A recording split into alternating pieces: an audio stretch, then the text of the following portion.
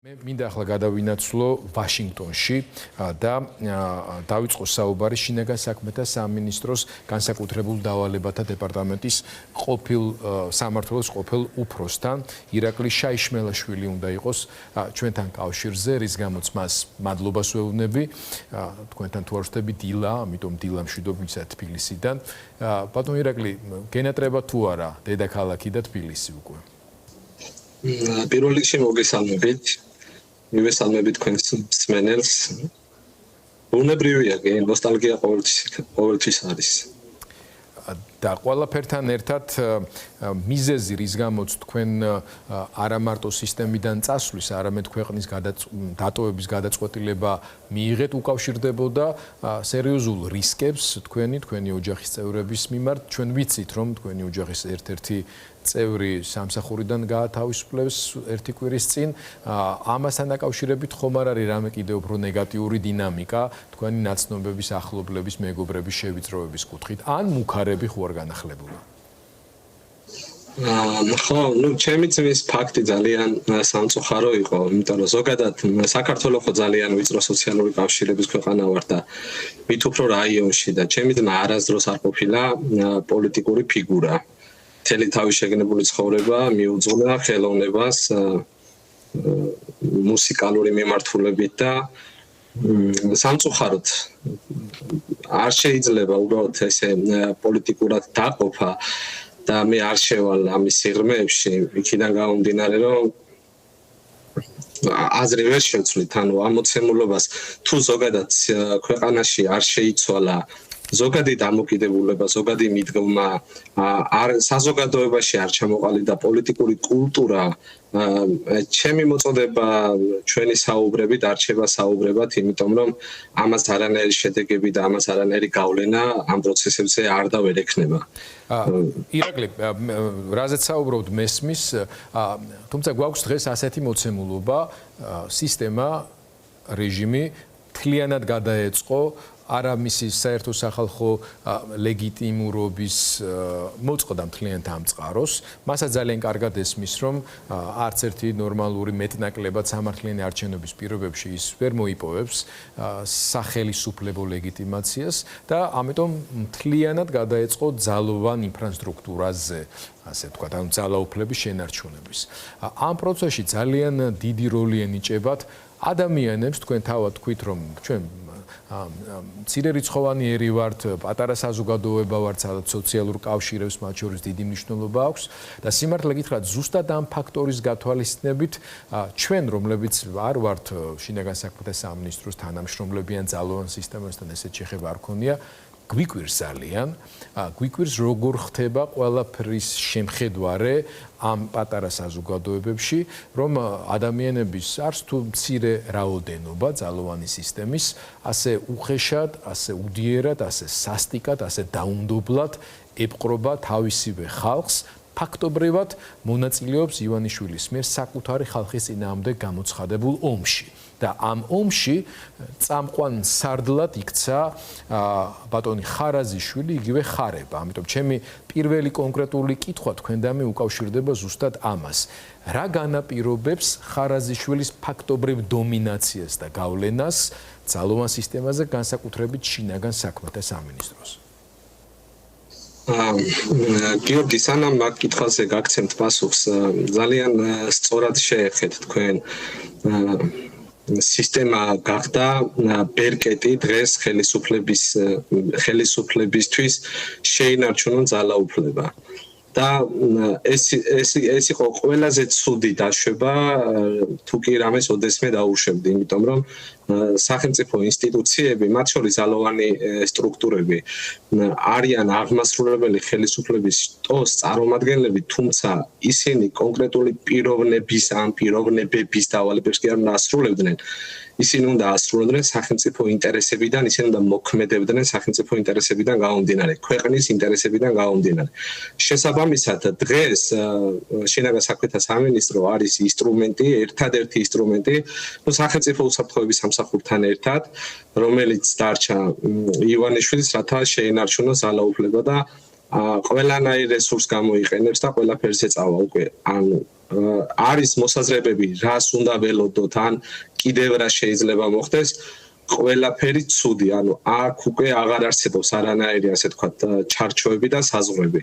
რაც შეეხება იქ მომუშავე პერსონალს, პრობლემა ძალიან ფართო არის და ზოგადი არის. იქიდან გამომდინარე, რომ საქართველოში ალტერნატიული წყაროები, სადაც შეიძლება ადამიანებმა მუშაობა დაიწყონ, არ არსებობს.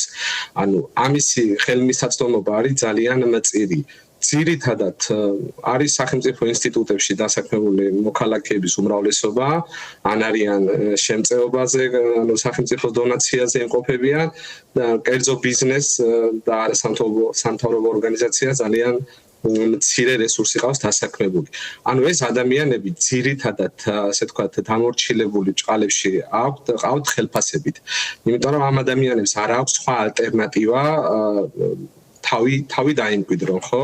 რო წამოვიდნენ სამსახურიდან რაღაც ალტერნატიული შესაძლებლობა უნდა გააჩნდეს, რაც დღესდღეობით ამისი რესურსი ქვეყანას არ აქვს და იმის ნაცვლად, რომ 12 წლის განმავლობაში რამე შექმნილიყო და განვითარებულიყო, ზუსტად ამას ემსახურებოდა დღეს რაც მიიღო, ხო? საქართველოს მიიღო, რომ ფაქტიურად ალტერნატივა სამსახურების კუთხით არ არსებობს, ანუ დამოკიდებულები არიან მხოლოდ სახელმწიფოზე.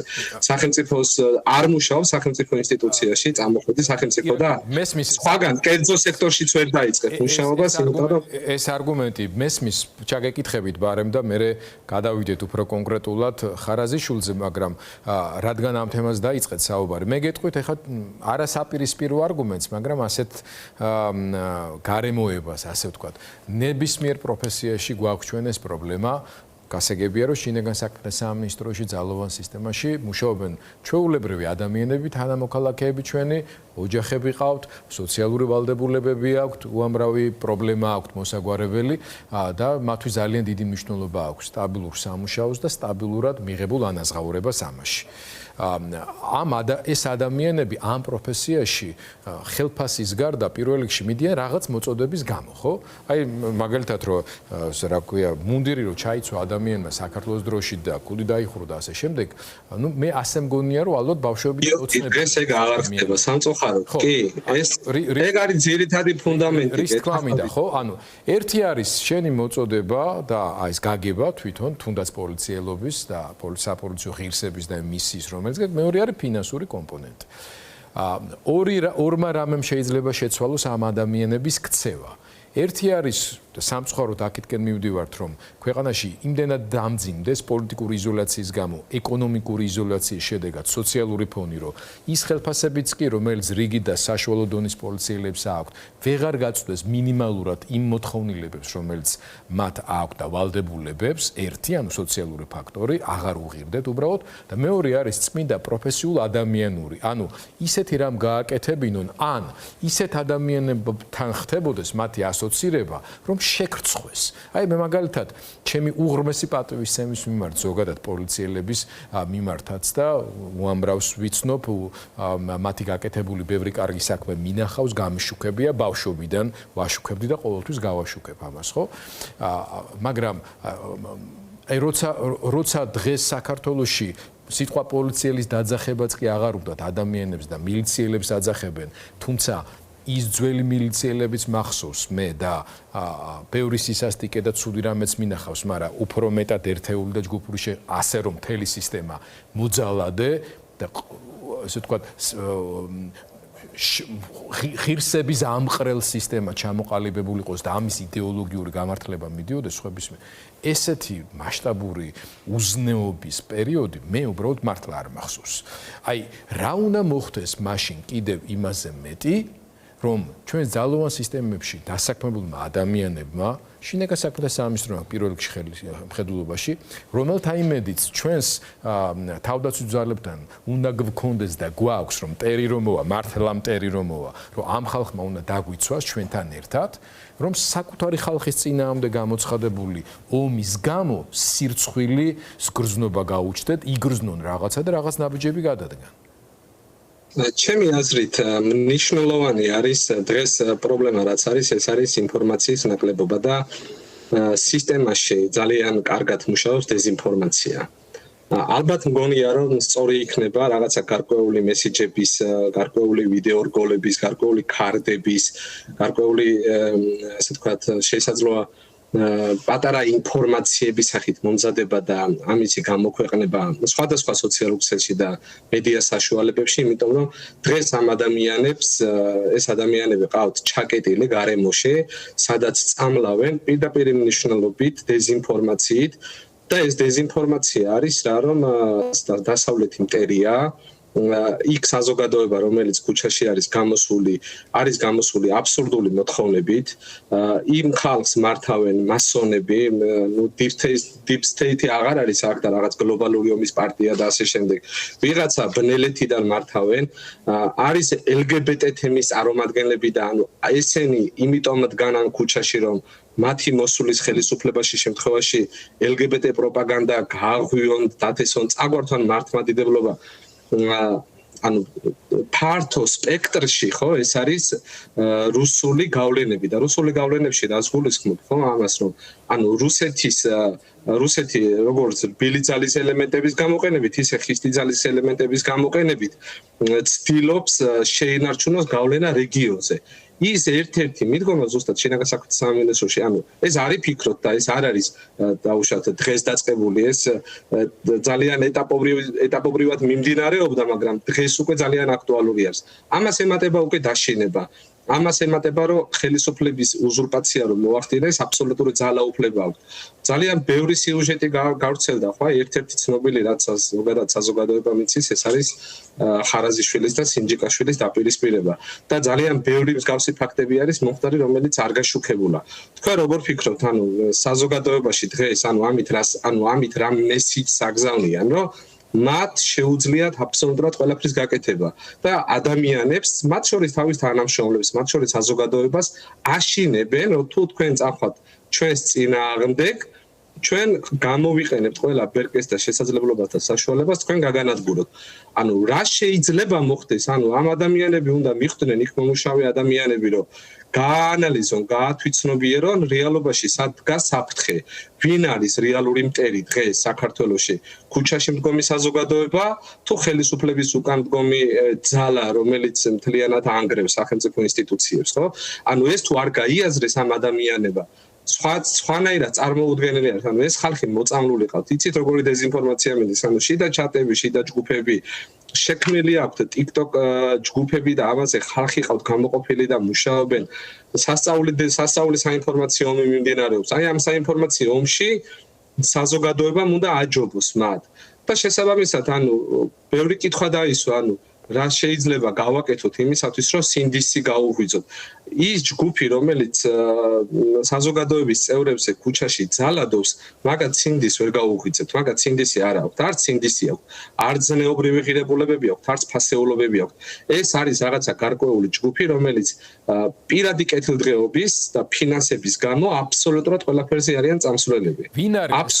ირაკლი, აქვე თუ შეგიძლია დაგვიზუსტოთ, როგორ ხდებოდა ამ ადამიანების, ამ ახალგაზრდების რეკრუტირება? ანუ საიდან, რა სოციალური ვთქვათ, ჯგუფებიდან, რა გარემოებებიდან აღმოცენდნენ ეს ადამიანები? სად ხდებოდა მათი რეკრუტირება, სად ხდებოდა მათი წვრთნა? ვიცით, რომ არის პოლიციის აკადემია, ვიცით, რომ არის სპეციალური სასწავლებლები და ასე შემდეგ. მთელი მექანიზმი იყო აგებული. ეს ყველაფერი დაიკარგა, თუ რაღაც პარალელური სამყაროები არსებობს, იქმნება პირადი არმიები, იგივე ხარაზიშვილის პირადი არმია, პირადი გვარდია, რომლებისთვისაც ეს ხარაზიშვილი არის არა მარტო მათი რაღაცა სარდალი, არამედ რაღაცა, ესე ვთქვათ, შეურყვნელი ბელადი, რომლის სიტყვაზეც მათ შეუძლიათ ყველას და ყველაფრის წინააღმდეგ წავიდნენ, სხვათა შორის მათ შორის თუ საჭირო გახდა ივანიშვილისაც.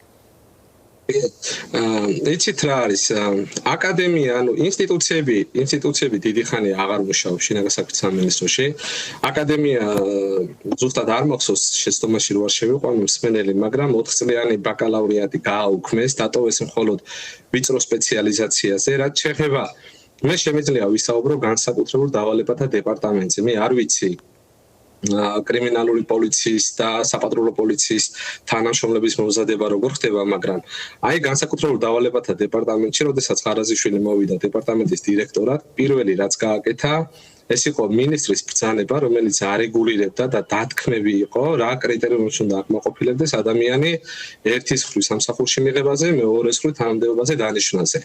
ეს ბრძანება გააუქმა და დაშვება გააკეთა, ანუ უმაღლესი განათლება დღის წესრიგიდან მოხსნა. ძირითადად ეხლა დღეს დეპარტამენტი დაკომპლექტებული არის უმრავლესობა შიდა ქართლის რეგიონიდან, იმიტომ რომ თვითონ ხარაზიშვილი იქიდან არის წარმოშობით და ანუ მთელი, ასე ვთქვათ, მის ირგული 90% ადამიანების არის შიდა ქართლის რეგიონიდან. აი ინტერესთა კონფლიქტი რო გკითხოთ, ინტერესთა ანუ ძმები, ბიძაშვილები, ქვისლები, ძმისოლი, ცოლის და აი მთელი სანათესაო ყავთ ირგვლივ, ასე ვთქვათ. ფაქტობრივად კლასიკური გაგების კლანური ჯგუფებია, კლანები დაკომპლექტებული. მაგრამ ოჯახური კლანებით და ამიტომ აი ამ ოჯახური ზემოქმედება, იმიტომ რომ მთლიანად სისტემა ამ ინფრასტრუქტურაზე დგას და შიგნიდან რყევას ვერ განიცდის, იმიტომ რომ რა თქმა უნდა, ერთი რომ ეს კლანური არის და რასაც აკეთებენ და ეს საერთო ბიზნესის ნაწილია. ერთი რომ ეს კლანური არის და ეს არის, ასე ვთქვათ, ოჯახური კლანი არის, მოდი ესე ვთქვათ, იმიტომ რომ ანუ ყველა ვიღაცასთან რაღაც ნათესაური კავშირით არის დაკავშირებული.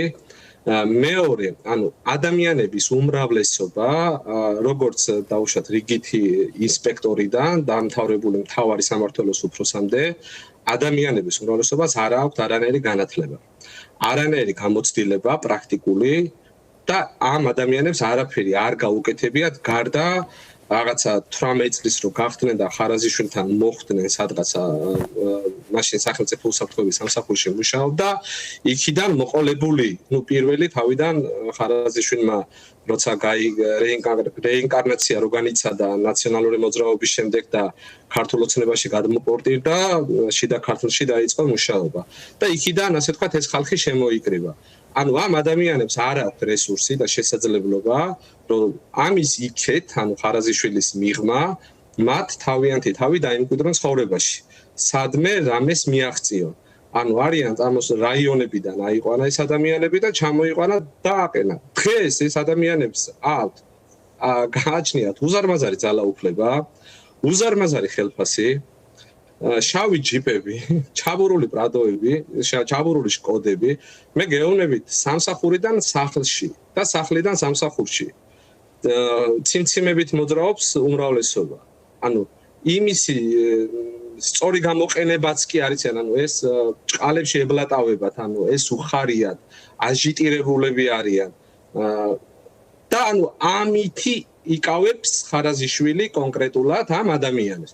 ამ ადამიანებთან მიმართებაში რაიმე გააღვიძო და ამ ადამიანებს აუხსნა და უთხრა, რომ იცით რა, თქვენ რაიმეს არასწორად აკეთებ, აზრი წყლის ნაყვა არის ჩვეულებრივი. აქ საუბარი არის მე, ჩემი აზრით, აქ არის საუბარი შინაგან საქმეთა სამინისტრო მარტო განსაკუთრებულ დავალებათა დეპარტამენტი ხომ არ არის. ანუ საპატრულო პოლიცია არის, რეგიონალური პოლიციის დეპარტამენტები არის და უამრავი სხვადასხვა დეპარტამენტი არსებობს. იქ მომუშავე ადამიანებს, რომლებსაც მართლა აქვთ განათლება მიღებული, რომლებსაც შეუძლიათ გარკვეული ანალიზის უნარი და გაარჩიონ რეალობაში რა ქვეყნის წინაშე რა საფრთხე დგას. თქვენ ახსენეთ თავდაცვის სამინისტრო. თავდაცვის, ანუ შინაგან საქმეთა სამინისტრო მარტო საზოგადოებრივი წესრიგის უსაფრთხოებაზე ხო არ არის პასუხისმგებელი. ანუ კლასიკურად ხო ესი არის, ანუ დოქტრინულად დაყოფილი არის, ანუ საომარ მოქმედებამდე შინაგან საქმეთა სამინისტროს აქვს მთელი რიგი პასუხისმგებლობა აღებული. ანუ საბრძოლო მძატყოფნის კუთხით რა ხდება? სად არის დღეს შინაგან საქმეთა სამინისტრო? აი ეს უნდა გაიაზრონ ამათმა და თუ ამას გაიაზრებენ, მიხვდებიან სად არის ვიწრო პოლიტიკური ინტერესები და ეს ადამიანები უბრალოდ არიან ბოროტად გამოყენებული, იმიტომ რომ შეიცვლება სიტუაცია და აუცილებლად შეიცვლება. ეს ადამიანები როცა აღარ იქნებიან, მთელი ეს სიმძიმე და მთელი ამ სიბინძურის ჯოხი გადაწყდება ამ ადამიანებზე, რომლებიც მართლა შეიძლება არაფერ შუაში არ იყვნენ, არც გადაწყვეტილების მიმღები არ იყვნენ, არც პროცესებზე რაიმე გავლენა არ გააჩნდეთ, იმიტომ რომ ეს ხალხი დღეს არის მსხვერპლი გარკვეული ჯგუფების. ირაკი, ბოლოს უნდა კითხოთ, ჩვენ დავიწყეთ საუბარი შიგნით რა ჯგუფებს აქვთ გავლენა და ყველანი ხედავთ, რომ ამ ასე ვთქვათ, ძალადობრივ ჯგუფს ძალოვან სისტემაზე სრული დომინაცია აქვს აღებული, ასე ვთქვათ. ეს მოდის იქითკენ, რომ პოლიტიკურ ხელმძღვანელობას სახალხო ლეგიტიმაციის დეფიციტის პირობებში ძალაუფლების განსაკუთრებულად ჭირდება შევსება ეს რაღაცით და როგორც წესი შემდეგ ასე ხდება ხოლმე ყოველთვის ეს სახელმძღვანელო არის, რომ ძალოვანების სრული დომინირება ხდება და ამ სისტემის მძევალი აღმოჩნდება ხოლმე თვითონ ის პოლიტიკური ხელისუფლებაც. ჩვენთან კიდევ დამატებით სხვა მასშტაბური საფრთხეები გვაქვს და ბოლო კითხვა უკავშირდება რუსულ გავლენებს ძალოვან სისტემებს. აღარც კი ხმაურობს სიტყვას ინფილტრაციის ხარისხს. თქვენი საუბრიდან მე ესეთ შთაბეჭდილება დამრჩა, რომ წლების განმავლობაში უმაღლეს დონეზე მიმდინარეობს ამ ადამიანების ტვინის გამორეცხვის ძალიან სერიოზული კამპანია, რომელსაც გზავნილებიც აბსოლუტურად რუსული აქვს და ანტიდასავლური. შეგვიძლია დღეს თქვენ როგორც მაღალჩინოსანს ყოფილს შეგვიძლია შევაფასოთ სიტუაცია როგორც არაუბრალოდ რაღაცა იდეოლოგიურ დონეზე რუსული გავლენების ქვეშ მყოფი ძალოვანი სისტემა, არამედ პირდაპირ დამორჩილების ხარისხიც. აი მაგალითს გეტყვით, ხარაზიშვილზე კი აღარ ვილაპარაკოთ, სასაზღვრო სამსახური, რომელიც ჩინეთის საკუთრების სამინისტროს ნაწილია სტრუქტურული ახლა, ხო? მსოფლიოში ცნობილი მართლმადიდებელი თეოლოგი კურაევი, რომელიც აქ სტუდიაში მეჯდა, მინდოდა დამესვა შეკითხვა რაღაცა პოლიტიკას და წინასწარ მთხოვა, რომ არ შემეკითხო, იმიტომ რომ კიდე მინდაო მე საქართველოში ლექციები ჩასატარებლად ჩამოსვლაო, ასე ვთქვათ, სტუდენტებისთვისო და შეიძლება რამე საფრთხე გამიჩნდესო ამის გამო, რატომ? იმიტომ რომ პუტინთან და კირილთან არის დაპირისპირებული და ასე წყნარად გაუშვით სტუდიიდან, წავიდა ეს კაცი ლექციაზე უნდა ჩამოსულიყო და ქართველმა მესაზღვრემ საზღვარზე არ შემოუშვა. არასასურველ პიროვნებად აღიარა ეს პატიოსანი განათლებული საქართველოს და მართლმადიდებლობის მოყვარული ადამიანი. ანუ მესაზღვრემ გააკეთა ეს. ხარაზიშვილი კი არ დახვდა იქ საზღვარზე. ამ მესაზღვრეს დავალება ხომ იცა ვიღაცა. ეს მე დარწმუნებული ვარ, რომ აი მაგალითად ბატონი გომელაური შინაგან საქმეთა მინისტრი ვიხმარ ამ სიტყვას ბოდიშმე, რომ გარტყმაში არ არის კურაევი ვინ არის საერთოდ. არც ერთი მისი არც ლექცია მოусმენია და საერთოდ ასეთი სასულიერო პირის და თეოლოგის არსებობის შესახებ არაფერი არ იცის. უბრალოდ ეს სიები ხო საიდანღაც არის მოსული. როდესაც ამ ადამიანებს საზღვარზე არ, ამიტომ მე მყარი არგუმენტები მაქვს იმის სათქმელად, რომ მარტო იდეოლოგიურ დონეზე ზემოქმედება კი არ მიდის წლების განმავლობაში, არამედ პირდაპირ მართვის ქვეშაც არის ჩვენი ძალოვანი სისტემა რუსების მხრიდან. თქვენ არ გაქვთ ეს შთაბეჭდილება ან ინფორმაცია? პირდაპირ მართვის ქვეშ არიან. ძალიან სწორად შეაფასეთ. პირდაპირ მართვის ქვეშ. იყო რამდენჯერმე დამისვეს შეკითხვა, რომ თუ ქონია შეხება ან გინახავს ან იცი უშუალოდ რუსული აგენტურის მოქმედების შესახებ. პასუხი არის მარტივი. მაგალითად ჩვენ ვეძებთ საქართველოში ან თბილის მოქალაქით რუსს, რომელიც იქნება აგენტი, თუ ის ზოგადად გამოავლინეთ და ვიპოვეთ ის რანაირი აგენტი იქნება, მაგრამ მოდი ესე შევხედოთ აბა საკითხს. საქართველოში მაღალი თანამდებობის პირები, რომლებიც პირდაპირ ატარებენ რუსულ ინტერესებს საქართველოში. აქვთ ძალაუფლება, აქვთ ბერკეტი, ეს შეიძლება იყვნენ მინისტრები, მინისტრის მოადგილეები, გენერალური პროკურორები, ხო? და ასე შემდეგ, ანუ პირდაპირ ატარებენ რუსულ ინტერესებს, ანუ აუცილებელი ხო არ არის ვინმე აგენტები იყვნენ ან აგენტური ჯგუფი იყოს. ან შესაძლოა იქნება და ბუნებრივი არის თბილისშიც იქნება და რეგიონებშიც და მოსკოვიდანაც იქნება რაღაცა გარკვეული ასე ვთქვათ ოპერატიული და ტაქტიკური ჯგუფები, რომლებიც ამ ხალხს მართავენ, მაგრამ აღმასრულებელ დონეზე არიან უკვე ესენი ასე ვთქვათ წარმოდგენილები დღეს, რომლებიც პირდაპირ რუსულ ინტერესებს ატარებენ. ანუ და რა არისო რუსული ინტერესებიო და აი რაში გამოიხატებაო? რუსული ინტერესები, რუსეთის ინტერესები რა არის ჯერ საქართველოში, ის უნდა დავაიდენტიფიციროთ და მე უნდა შევხედოთ ეს ინტერესები შესრულებულია თუ არ არის შესრულებული. რუსეთის ინტერესები რა არის? პირველი ყველაზე დიდი ინტერესი იყო მისი საქართველოს ნატოში არ გაწევრიანების საკითხი. მეორე ეს იყო ევროკავშირთან არ დახლოვების, ევროკავშირთან არ გაწევრიანების საკითხი. რათა რუსეთს უნდა შეინარჩუნოს კასპია, შავი ზღვის დერეფანი საქართველოს გეოგრაფიული არეალი. შესაბამისად, ანუ დღეს ჩვენ რა გვაქვს, ანუ არანაირ თქვენი წინამსმენელი საუბრობდა და ძალიან სწორ კითხვებს ეუბნებოდით. ანუ ეს ჩვენზე რა გავლენას მოახდენს. ანუ კი მიიღებენ რეზოლუციას, ვიღაცას დაასანქცირებენ, მაგრამ ეს ხო საქართველოს რო დაუბრუნდეს ამ წერტილს ისევ და დაიწყოს მოლაპარაკებები, აქ აღარ არის გაწევრიანებაზე და იმ შესაძლებლობის ფანჯარაზე, რომელიც დღეს არსებობს. შესაძლოა 20 ან 30 წელი დასჭირდეს, ხო? ანუ ეს არის რუსული ინტერესი, რომელმაც რუსეთის, რომელმაც ძალიან კარგად მიაღწია. რომელიც რეალიზდა ფაქტობრივად და რომელიც რეალიზდა და მე რომ მქონდა საუბარი დაუშვათ ვიწრო წრეში საქართველოში ან ჩემს კოლეგებთან, ან მეგობრებთან, ან სოციალურ წრეში და აი ამას ვუხსნიდი, ვერ იგებენ, ანუ და ყველაზე ცუდი ხო აი წინა საარჩევნოდ რაც გააკეთეს, ბანერები რო ჩამოკიდეს, უკრაინის ბანერები დაანგრეული უკრაინის და პარალელები გაავლეს ომთან. ანუ ომის ნარატივი, აბა ომი გინდა, ანუ ხალხს აშინებენ. რომ იცით რა და ამით რასაკეთებენ და ეუნებიან რომ ერთადერთი ადამიანი, ვინც დღეს საქართველოში მშვიდობის გარანტი არის ბიძინა ივანიშვილი. და რო გავყვეთ ამ ლოგიკას, რომ ბიძინა ივანიშვილი შესაძლოა მართლა იყოს ამათვის მშვიდობის გარანტი, ხვალ რომ ბიძინა ივანიშვილი აღარ იყოს საერთოდ. და რაც არსებობს ამისი მაღალი ალბათობა, რომ მას არაერთხელ მოუტყუებია ქართული საზოგადოება, ხო? და დაიხუროს ქუდი და წავიდეს. მაშინ ვიხდება მშვიდობის გარანტი და თუ მშვიდობის გარანტი არავინ აღარ ხდება, მაშინ საქართველოს როგორც სახელმწიფო რას აკეთებს იმისათვის, რომ საბრძოლო მზადყოფნის დონე აამაღლოს და მან შეძლოს რაღაცა გარკვეული პერიოდით რუსულ აგრესიას უპასუხოს. ამ კითხვებზე პასუხი არ არსებობს. ანუ მე ვისთანაც მქონია დიალოგი და საუბარი არც ერთ დონეზე. აქ არის ანუ ვიწრო პირადი ინტერესები გარკვეული ჯგუფების, რომლებსაც უკავიათ მაღალი თანამდებობები, აქვთ ძალიან მაღალი ხელფასი, აქვთ უზარმაზარი პრივილეგიები და შესაძლებლობები და ცდილობენ საქართველოს გადააქციონ და აქციონ რაღაცა ჩეჩნურ და გროზნოში მიმდინარე დაჯგუფებები როგორც არსებობს, აი ესე დაჯგუფებებად, კლანებად, იმიტომ რომ დღეს შეხვდებით დედაქალაქში მოძრაობს ჩაბორული ჯიპები 10,000-იანი ნომრებით, რომელსაც დაყვება 4-5 მანქანა კბილებამდე შეიარაღებული. და ეს კიდევ ეს ტენდენცია მზარდია და გაიზრდება. იქ ხარებას დაჯგუფება იქნება, იქ ვიღაცის დაჯგუფება იქნება, იქ ვიღაცის დაჯგუფება და აი ეს უბრალოდ რეჟიმის ფორმირების პროცესი და ფორმულა, კანონია, სხვანაირად ვერც იქნება. ირაკლი, მადლობა უნდა გითხრათ გადაცემაში მონაწილეობისთვის. ჩვენ გვექნება კიდევ არაერთხელ შესაძლებლობა თქვენი შეფასებები მოვისმინოთ, არა მარტო შინაგან საქმეთა სამინისტროში არსებულ სიტუაციაზე, დაგემშვიდობებით. მადლობა გადაცემაში მონაწილეობისთვის.